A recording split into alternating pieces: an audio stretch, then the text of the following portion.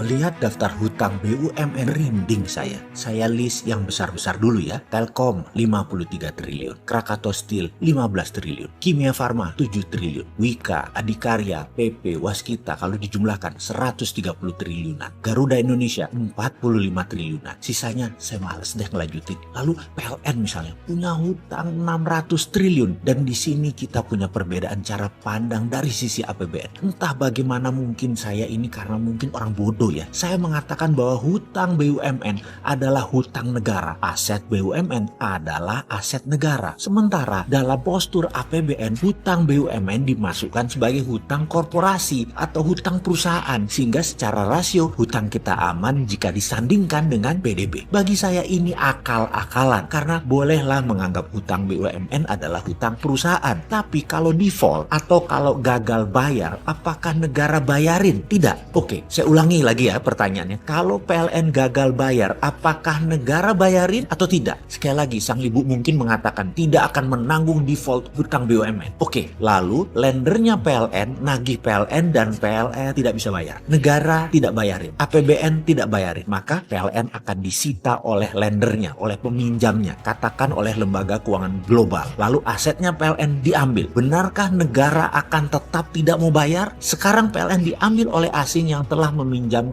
uangnya ke PLN. Karena negara tidak mau bayar. Rasanya tidak mungkin. Karena induknya BUMN adalah negara. Maka pasti dibayar dan pasti menggunakan APBN. Dan itu pasti. Harusnya hutang BUMN dimasukkan ke dalam APBN. Jujur, bagi saya pribadi, kalau benar pengelolaan keuangan negara mau jujur, BUMN adalah milik negara, masukkan hutang BUMN kepada APBN. Juga berikut asetnya dicatat di APBN. Inilah yang membuat saya jauh-jauh hari menyatakan ketidaksetujuan saya terhadap negara berbisnis. BUMN sebaiknya bukan kementerian. Yang kedua yang bikin saya mangkel lagi adalah urusan Konawe dan Morowali, yaitu tambang nikel di Sulawesi Tenggara. Memang di WA akhir-akhir ini ada tulisan beredar seakan-akan dari mantan menteri yang terdahulu. Menteri senior yang memuji pertumbuhan ekonomi wilayah tambang nikel. Ada 50.000 tenaga kerja Indonesia di sana. Di mana tenaga kerja asingnya yang dari Tiongkok itu hanya bekerja sektor konstruksi. Setelah selesai konstruksi mereka pulang. Investasi tumbuh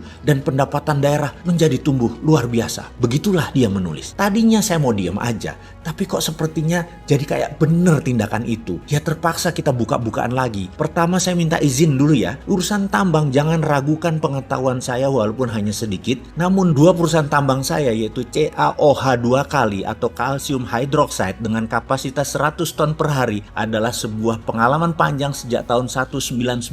Kemudian pabrik litium kecil, belum skala komersial, namun cukup buat memahami apa itu dunia pertambangan, smelter, hingga proses pemurnian sampai finish produk. Pertanyaan pertama, apakah smelter nikel Konawe itu sampai pada tingkat finish produk atau hanya merupakan aktivitas untuk pembersihan impurity saja? Maksudnya bagaimana? Menurut saya, smelter modelnya di NPI atau Nickel Pig Iron itu akal-akalan Tiongkok. Itu mesin banci. Bener, mesin banci. Hanya membuang silikat dan unsur-unsur pengotor lainnya yang tidak memiliki nilai ekonomis. Namun, nikel, fero, litium, kobalt, dan mineral rare earth lainnya dalam fraksi yang sangat kecil tetap tidak terbuang. Ini terangkut. Jadi masih terkandung di dalam logam raw nikel ini. Saya katakan raw atau mentah karena by all standar kadar nikel di dalam NPI ini sangat rendah jika kita menggunakan benchmark produk ferronikel sebagai standarnya. Sementara yang dibayar dari produk NPI Nickel Pig Iron ini hanya percentage kandungan unsur nikelnya saja yang notabene kecil kandungannya. Sementara besi atau ferro yang menyertainya tidak dihargai walaupun persentase kandungannya sangat besar. Tentu saja mineral-mineral ikutan lainnya pasti tidak akan dihitung, termasuk juga mineral rare earth dijual dengan gratis. Dan inilah asli yang terjadi saat ini. Indonesia kehilangan sovereign asetnya kalau itu dilakukan. Oke, begini melihatnya lagi. Dan ini boleh tanya kepada seluruh ahli pertambangan mineral. Dalam setiap pemeriksaan dan analisis terkait isi atau konten mineral pada setiap laboratorium uji, katakanlah itu Sukovindo atau lembaga asing yang punya standar perhitungan atas isi kandungan material tadi selalu dihitung berdasarkan ppm atau part per million atau persen berat, di mana yang dihitung hanya mineral yang memiliki ukuran tertentu dalam range yang terbaca oleh alat atau metode pengukuran. Sedang ukuran mineral yang berada di luar range serta tidak terbaca oleh alat atau metode analisis ini dianggap nol, artinya tidak komersial atau artinya tidak menguntungkan. Biasanya pakai metode yang disebut assaying dengan pendekatan reaksi kimia atau menggunakan alat-alat tertentu lainnya melalui pendekatan fisika dengan dasar ukuran material. Pertanyaan sekarang, berani nggak menghitung konten material pakai EDAX sistem yang menggunakan spektrum warna? Di seluruh dunia, ketahuilah wahai pejabat yang terhormat, metode perhitungan isi kandungan mineral selalu menguntungkan pembeli. Karena itu mereka tidak pernah mau pakai sistem lain. Maunya hanya menggunakan ukuran material saja sebagai dasar pengujian di laboratorium. Kita pemilik sovereign asset selalu dikadalin. Karena itu kalau saya sekali lagi dapat mandat nih, tak stop semua eksplorasi mineral ini. Tapi sebentar, jangan takut, nggak mungkin Sontoloyo ini dapat mandat. Orang minat